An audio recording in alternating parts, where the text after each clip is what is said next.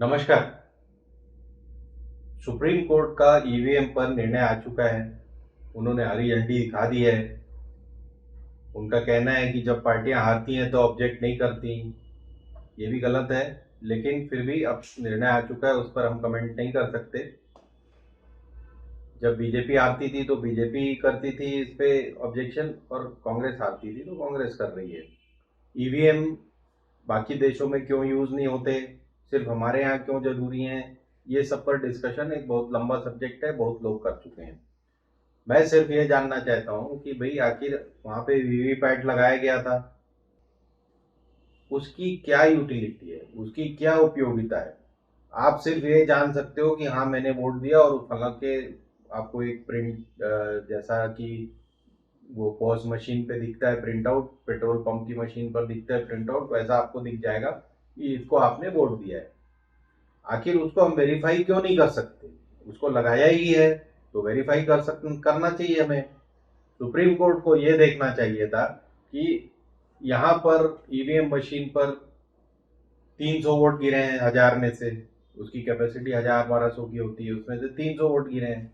इधर भी 300 पर्चियां कटी होंगी, तो उसमें ऐसा व्यवस्था क्यों नहीं की जा सकती वीवीपैट में कि वो बताए कि 300 वोट यहाँ पर गिरे हैं, और बाद में ये परसेंटेज कैसे बढ़ जाते हैं। तो पहली तो हमें वीवीपैट की उपयोगिता के बारे में सोचना होगा। या तो रखो ही मत उसे, अगर उसे वेरीफाई नहीं करना है। 5% या एक कॉन्स्टिट्यूंसी में 5 आप वेरीफाई करा सकते हो। उसकी वजह से इलेक्शन की काउंटिंग नहीं रुकती है, सिर्फ आप वेरिफिकेशन करा सकते हो हारने के बाद। तो ये मुद्दा अभी रह ही गया है, और ये आगे चलकर फिर उठाया जाएगा। दूसरा मुद्दा जो खड़ा हुआ है वो ये है कि ये आखिर ऐसा क्या कर रही है इलेक्शन कमीशन, और हर स्टेट की इलेक्शन कमीशन क्या कर रहे हैं कि जब इलेक्शन खत्म हो जाते हैं, 5 बजे वोटिंग खत्म हो जाती है, रात के 8 बजे तक भी वो सही आंकड़े जारी नहीं कर पाते। ये बात समझ में आती कि 1-2% का अंतर हो सकता है रात के 8 बजे के आंकड़े और सुबह के आंकड़ों में। लेकिन बस्तर का हम एग्जाम्पल लेते हैं, वहां तो 3 बजे वोटिंग खत्म हो गई थी बस्तर में, पहले राउंड में। पहले जो आंकड़े दिए गए रात के 8 बजे, 5 घंटे बाद वोटिंग पोलिंग एजेंट सब हेलीकॉप्टर से आ गए थे वापस। वो 8 बजे रात के जो आंकड़े दिए गए वो 63% थे। 2 दिन बाद वो बढ़कर 68% हो गए।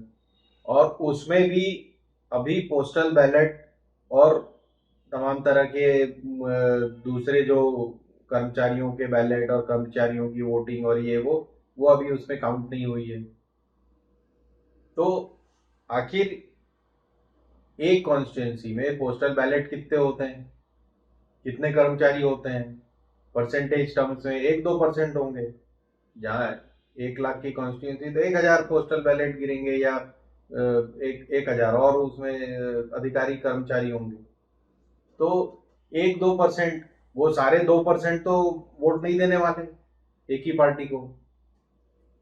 तो वो पोलिंग परसेंटेज 2% बढ़ सकता है आपके अंदाज से, लेकिन ये 5-7% बढ़ रहा है। इसको लेकर घोर चिंता है। अभी ममता जी ने वेस्ट बंगाल में अपनी सब रैलियों में कहा है कि ये बड़ी चिंता का विषय है कि इतने परसेंटेज कैसे बढ़ जा रहे हैं और क्यों बढ़ रहे हैं। अब इसमें जवाब क्या देता है इलेक्शन कमीशन? पहला उनका जवाब रहता है कि डब्बे टाइम से नहीं पहुंच पाते। ये ईवीएम के जो डब्बे हैं वो टाइम से नहीं पहुंच पाते, क्योंकि दूर दराज इलाकों में पोलिंग हो रही होती है, वहां से आने में टाइम लगता है। और वहां के पोलिंग एजेंट्स को बता दिया जाता है, दोनों पार्टी में पोलिंग एजेंट साइन करते हैं कि हाँ ये डब्बा अब सेक्शन 17C के अंदर सील कर दिया गया है और इसमें इतने वोट पड़े। वो बात तो ठीक है, लेकिन पोलिंग एजेंट को कौन बताता है कि इसमें कितने वोट पड़े? पोलिंग एजेंट को एक पर्ची दे दी जाती है कि साइन करो यहाँ पे, और वो सरकारी अधिकारी होता है कि साइन करो यहाँ पे, इतने पोल पड़े, इतने वोट पड़े हैं यहाँ पर।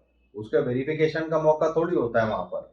इलेक्शन कमीशन का कहना है कि वोटर टर्नआउट ऐप उनने जो बनाया है, उस पर वोटिंग परसेंटेज वोट होने के 2-3 घंटे बाद देखा जा सकता है। वो आपने देखा, पता चला कि उस समय जैसे कि बस्तर में 63% दिखा रहा है, अगले दिन वो 68% हो जाता है। तो वोटर ऐप को आप लगातार अपडेट करते रहते हो, आप जो डेटा देते हो वही सबको मानना पड़ता है, न्यूज़पेपर भी वही मानते हैं, जनता भी वही मानती है। आप उसको आगे कितनी बार रिफॉर्मेट करते रहोगे, कितनी बार बढ़ाते रहोगे। इसी चीज को लेकर इलेक्शन कमीशन का कहना है कि हमें देर इस बात पे भी लगी कि हम ये एक फॉर्मेट तय कर रहे थे कि इससे लोगों को आसानी होगी पढ़ने में। अरे बाबा, इतने इलेक्शन हो चुके हैं, आप अभी फॉर्मेट ही नहीं तय कर पाए हो। फॉर्मेट तय करने के लिए भी आपको टाइम चाहिए चलते इलेक्शन में। ये सब डाउट क्रिएट करते हैं, ऐसे जो फिजूल के लॉजिक हैं ये डाउट क्रिएट करते हैं।